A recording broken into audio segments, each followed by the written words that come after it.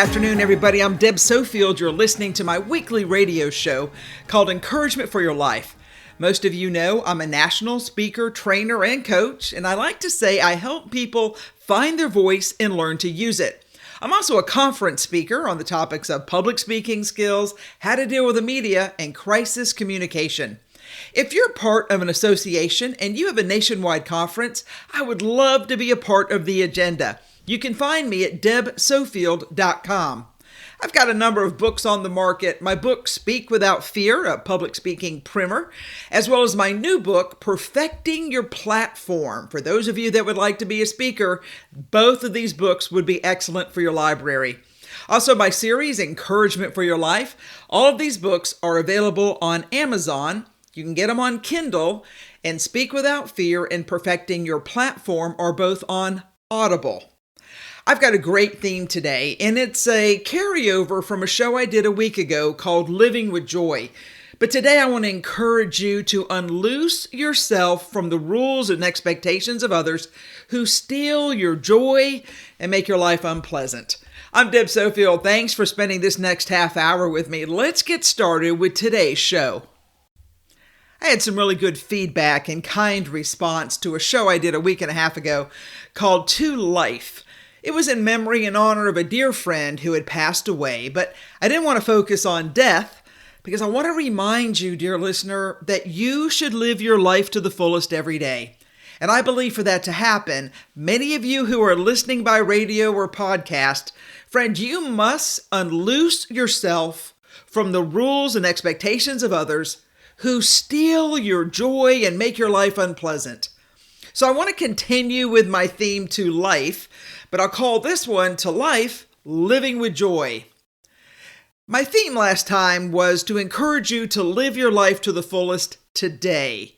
And I think some of you need to refigure your life so you can live the life you were designed to live. And friend, you need to learn to live with joy. So I'm going to continue the thought of living your life to the fullest, living the life you were designed or destined or predestined, depending on your belief, to live. And I want to yell from the mountaintop that all of us need to learn to live with joy. And I want to walk you through the idea of living with joy in the midst of your current pain and trouble. Quick rabbit trail. Some of the unhappiest people I know are those who see the world as an evil, wicked, immoral, horrible place. And while you are correct on many levels, friend, if you live with those negative thoughts on a daily rerun in your mind, there's no doubt that you will become a part of what you think about every day. Listen, you can't help but be dragged into the mire of negativity. And I guarantee as you go through it, well, you're going to smell like it and look like it in a short amount of time. Goodness knows I am not a Pollyanna to say everything's all right in the world. I travel internationally, and I can tell you without a doubt, friend, we are living in perilous times. But I'm pretty sure that ruminating daily on all the evil in the world isn't going to make your world any better. Do we turn a blind eye? No, absolutely not. But do you let it run your life, or better stated, ruin your life? Well, that answer should also be no. Because while you're fuming over politics and people and world events, your in-laws, your outlaws, other people are going to work every day, doing what they do best and living their lives with joy. Yes, they know what's going on in the world. They just don't let that, the world, which they cannot influence or change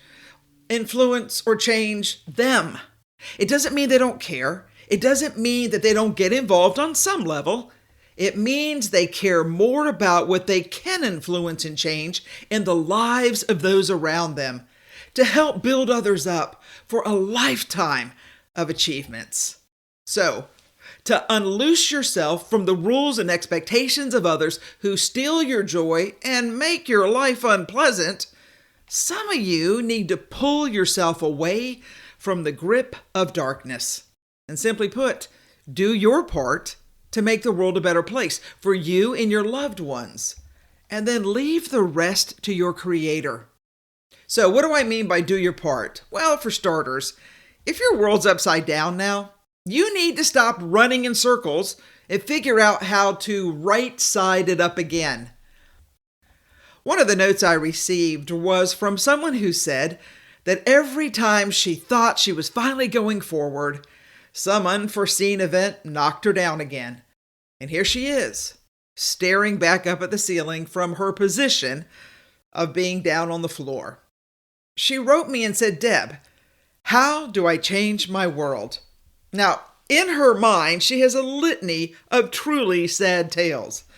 All that was going on in her world, all the bad news that seems to find her and follow her until she falls down or gets knocked down again in life. So, I gotta say, from my perspective, there were two parts to her cry for help. First, as hard as it is to say, as far as I can tell, her condition is tough. And frankly, she has limited options at this point in life. But one thing I would push her, and others who feel the same way, to do and to understand, is that every day she's got to find something to be hopeful about. She's got to find her sliver of light and inch forward, even if it is one slow, painful step at a time. When your life choices are limited, let me remind you of a quote I saw recently that said, "When life knocks you down, roll over and look at the stars." And for those of you in the family of faith, just a quick reminder, the Bible tells us God knows each star by name. I love that thought. Because of her current situation, this lady doesn't appear to have many options. But the thought of giving up? Well, friend, that's not an option. That's a cop-out that will lead her nowhere again. So the second bit of advice I would give is to think about a time when she was successful. Without a doubt, I know there was at least 1 or 5 or 10 times in her life where things went right. And for a moment, I would ask her to cling to that memory of her success. And no, I don't want her to simply name it and claim it, as many would have you believe.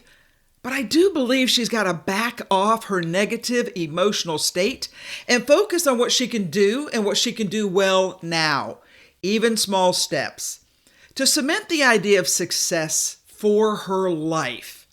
Listen, it may be small, but when we can reinforce the memory that she can control life on her terms to the best of her ability, always looking for the light. See, once you've reset your mind to a positive and successful time in your life, whenever that was, and work really hard at that moment of remembrance, and not let your craziness take over and make your mind wander back to your current miserable situation, what happens is you now have a foothold on which to anchor your emotions as you begin the long climb back to your best self. Every doctor will tell you that in this life, you need rest, water, an activity of some sort to get your heart pumping and your blood gushing through your veins. Because once you rebuild your broken, worn-out body, you've got a much better chance to rebuild your worn-out, broken life. You know, I see it all the time. Those who are often on the verge of falling off the rails are the ones who did neglect their physical state. And frankly, as you only have one life, you've got a body that needs to be cared for to work at optimum potential. The world is too hard for you to work from a position of weakness. Dear listener, you've got to find a way to strengthen your mind, body, soul, and spirit. My letter writer is going to have to create better health to give her better use of her mind. As hard as that will be, it is a requirement for her success in her current situation. You know, every day I hear from clients who say, Deb, I'm just disappointed in my job options. And over time, I have noticed a few of them have become a little bit snarky and self-sabotaging to the detriment of their job search potential. Instead of seeing joy in the journey, they'd rather spit and sputter, take a dreadful job and complain.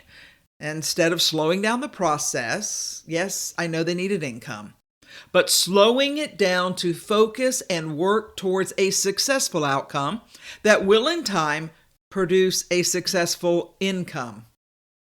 Dear listener, find joy. Find joy as you would look for anything of value in your life. I mentioned the words of Irma Bombach when she was passing at the end of her days. And somebody said, well, what would you do over again? And here's what she said. Mostly, given another shot at life, I would seize every minute of it. I would look at it and really see it. I would try it on. I would live it. I would exhaust it and never give that minute back until there was nothing left of it. It's not going to be easy. But tell me, what other choice do you have? Rarely does something come easy in this life. Sometimes you have to learn to live with joy, or find joy, or create joy. And frankly, joy is the best word I can think of for the description of gladness, delight, bliss, enjoyment, pleasure, and good old happiness. If you choose not to believe my thought for today, that's fine. But know this, you are sentencing yourself to a mediocre life of existence instead of living the life you were designed to live, a life of joy, or at the very least, a life with joyful moments that will add up to enough at the end of your days. Dear listener, it is never too late to find a way to live with joy. Earnestly seek what would be a complement to your life, to provide for you a respite for happiness, a place of contentment, and a life of joy. See, I believe that would be a life well lived, a lasting memory of all your hopes and dreams that others will see and watch and perhaps carry as a remembrance of who you really are. Live with joy.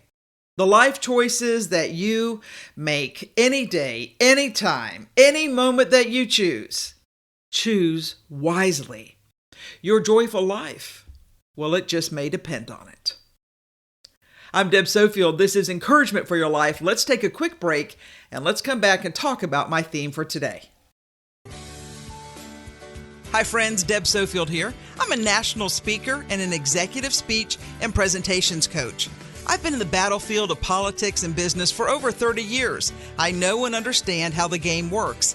In today's marketplace, you don't have a choice. We're in the media age of Twitter, blogs, Facebook, and 24-hour news cycles. Either you move quickly and decisively to define your product, your company, or yourself, or others will define you. You can't afford to miss the mark because the public won't give you a second chance and the media is unforgiving, and YouTube will replay your remarks until you've been ground into dust. Whether it's crafting your message to protect you or your company, or putting you on camera to answer the questions that will resonate with reporters and the public, or preparing you for an interview, let me help you be successful. I'm Deb Sofield. Find me online at debsofield.com. That's debsofield.com. Welcome back, everybody. I want to continue with my theme on ways to find joy in your life. And I came across a great article by Tess Marshall. The website's called The Bold Life, and it's Ways to Find Joy in Life. What a great title. So number one, she says this: look for what's right in the world. When I wake up in the morning, I can immediately find 10 things that are right in my world. I have food, I have water, I have clothes, I have shelter, my car runs, I've got friends, and I have freedom. So I have no reason to be unhappy. Just a quick aside, many of you know I travel internationally, and I had to come to a real come to Deb talk because sometimes I get a little angst, and I realize that if I have 5 things, I was going to be happy no matter where I was. Did I have water? Was I warm? Was I clean? Was I safe? And if I had a snack or 2, that would just add to it. So that's what I've had to come up with in my travels. Because I tell you, I don't like to be cold. So as long as I knew I had a few things, I made the decision that I would be happy no matter what my circumstance was. All right, just a story. All right, back to Tess Marshall and her line. Her next rule is live your own life. Forget what others want and expect of you. The beauty of your life is you choose who you want in it, what you want to do with it. So friends, some of you need to find your passion and your purpose. You can maybe find a mentor who can help. Create adventures either through travel or books. Have fun, be kind, stay true to yourself. I love the next one, enjoy the journey. In every difficulty or failure in life, there is a lesson and an opportunity. You've got to look for the lesson, and then you need to step it up and learn from it. There's a variety of life-enhancing tools at your fingertips. A therapist, a coach, support group, books, videos. There's a lot of resources when you are lost or confused. Please hear me. Life is precious, and it doesn't have to be difficult. But you, yes, you have to find joy in life. Her next one's this, and that's be silly, laugh, and have fun. Hang out with people who bring out the best in you. Seriousness and intensity, believe it or not, it can steal your joy and then cause anxiety. Watch kids. Follow their lead in laughter and play. I'd encourage some of you to turn off your electronics. Stop scrolling and how other people have curated a perfect life, which makes you feel like yours isn't all that fun. The fact is, you create fun. You laugh. You can be silly. You can just enjoy the gift that you have called today. Her next point is love everyone. You know, everyone has a core of good. I do believe that. That really can't be destroyed. Now, you never know what kind of personal war someone is going through. So when that happens or you see it, you be the good person and send blessings to people who are hurting or in pain. Have to admit, as I've gotten older, I noticed everyone's doing the best they know how to do with what they have. I do know that everybody in life would love to have love, receive love, and know that they matter to someone. If you can, help those who are hurting. Next point is be generous. Be generous with your time, your talent, your resources. If you can afford it, add an extra $1 to the tip. Donate to charity. Teach someone a skill. Go on a mission trip. Share your lunch, your books, your skills. Some of you could go the extra mile if you would just think about it. Give praise. Stop being so unkind. And don't hold back when you have the opportunity to share. Friend, live generously. I love the next point. Be kind to yourself. If I could convince you to think well of yourself, to remind you out of 8 billion people, there's no one like you, think well of yourself. Eat healthy. Do some exercise you enjoy. Maybe read your Bible, write in a journal, give yourself a break. See yourself with a loving heart and compassionate eyes. When you make a mistake, forgive yourself. Learn to stand up for yourself. And here's the key, my friend. Do not tolerate unkindness or abuse of any kind from anyone. Just don't. Walk away. The next point, spend money wisely. Choose to use less, save more, and appreciate what you have. Some of you would do well to stick to a budget. Purchase what you need. Recreational shopping is causing your credit card score to crash. Come on. Stuff doesn't bring happiness. I gotta tell you, the happiest day of my life is when I clean out something because I have more space and I actually need that. I don't know why. There's just something about cleaning up stuff that helps put me in the proper mindset, I guess. And the next one's live out of your comfort zone. Some of you really ought to try a new food. Maybe get that Babbel app and learn a new language. I've been trying to learn Italian. Introduce yourself to new people. Go back and read a classic. Ask for assistance. Ask someone you admire to maybe have a cup of coffee and you buy. Nothing chips me off more when people want to have coffee and don't offer to pay. Okay, just a Deb issue. When you risk, you grow. The world needs your gifts and talents. Friend, don't hold back. Don't hold back. Live outside your comfort zone. I really like the next point, and that is don't take things personally. The author says a requirement of an addict in a 12-step group is to find a sponsor, someone who will hold them accountable. Now, one reason addicts fail to remain sober is because they think they can recover alone. A favorite excuse is, well, what if the person I ask says no? Friend, it's not about you. People are busy, weird, and get lost in their own stuff. And when things don't go as planned, come on, stay calm, be clear, get over it and move on. Hey, the answer is there's 8 billion people in the world. If somebody says no, ask someone else. It's really that simple. Don't make it hard. The next point is one I see all the time, and that's don't compare or complain. Come on, you're not a child anymore. You know that kids compare themselves with siblings and friends, and they're always hollering that it's not fair. Listen, the earlier we learn that life's not fair, the happier you're going to be. Dream big, work hard, do what's right, and stop whining about it. Remember, attitude's everything. And then probably the last point might be the most powerful. Forgive every day. If you're alive, you have someone to forgive. For example, the person who cuts you off in traffic, the clerk who's not kind, a child who failed, a boss who doesn't listen. Hey, listen, that list is endless. But you and I are people of goodwill, so forgive people for small stuff. It's just as important as forgiving people for big stuff. Listen, some of you have been hurt. I understand. But remember, that person has moved on. So forgiveness is for you, not excusing what they did. Our friend, you have been given a gift in life.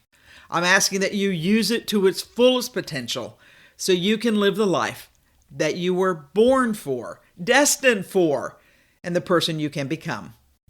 Let me close out with an article by Karen Volo, who talks about bringing joy into your life. And she says this, hey, listen, we are meant to be joyful in living a fulfilled life. So why is it that some people just aren't doing it? It's because they aren't doing the thing they love to do. So at this age in your life, it's time to figure out what you love and then fill your days with doing it. There's what they call, and I didn't realize this, there's a movement called the Joy Movement. And it's to bring greater awareness that you can live a life of joy, friend. It is possible. And some ways you do that is, well, number one, decide that you want to live a life with more joy and happiness. I know it sounds basic, but so many people are simply unclear in their own minds about what they want. As soon as you become clear, you can, quote, place an order, and it's amazing how your life will coalesce around so you can have the joy in your life. Some of you just need to figure out what you love to do and do it. Set aside all your excuses. If what you really enjoy is maybe going to the lake or going to the beach, set your budget, figure it out, and do it. I think a lot of folks would do better if they would practice gratitude and appreciation for what they have. I mean, the fact is, no matter where you're going in life, you can always find something to be grateful for. When you start appreciating things you do have in your life, they expand as you focus more on it. It's how they call the law of appreciation works. I love the next one. Spend time with someone you love and tell them how much they mean to you. I've got a lot of friends who are older. I've been in public office for many years, but I got to say, through the years, I've just had some joyful relationships with folks who tend to be a good bit older than I am. Man, it's fun to hear their stories. It's great to take them out for a hot dog and just revel in the joy of their life, as they're so grateful that you and I spend the time. Okay, as cheeseball as it sounds, some of you, listen, the shortest distance between two people is a smile. And smile. It's something so basic, yet we so easily forget as we get wrapped up in doing all the things that are on our list and the stress of our daily life. I remember going through an airport one time. Obviously, I didn't look very happy because somebody caught my eye and they did this huge grin. And it made me realize that, yeah, I had a lot to be happy and thankful for. And after I smiled, they winked and they walked on. Okay, all I tell you is that sometimes we don't realize our resting face and it doesn't look pleasant, and yet people are watching. So friends, come on, lighten up, be a good person. It doesn't matter what everybody else says. What matters is who you are, who you want to be, and how you want to be remembered. Joy gives us awareness. Awareness how it is possible to live a happy and joyful life. Joy is equal to happiness plus love. And I think that's what many of us want in our life. So here's my point. I want you to live with joy. I want you to live a life worth living. You have so much to offer. People are watching you. People are looking to you. And please don't call me and say, nobody pays attention, Deb. Yes, they do. But they're not going to tell you because you'll probably just blow them off instead of thanking them and engaging them. It's a lonely world. I see it so much when I'm out. People would like connection. And people would like connection with amazing you. All right, I'm Deb Sofield. This has been Encouragement for Your Life. Thanks for joining me today. Hope you'll join me next week. Same time, same place. Have a good one, everybody.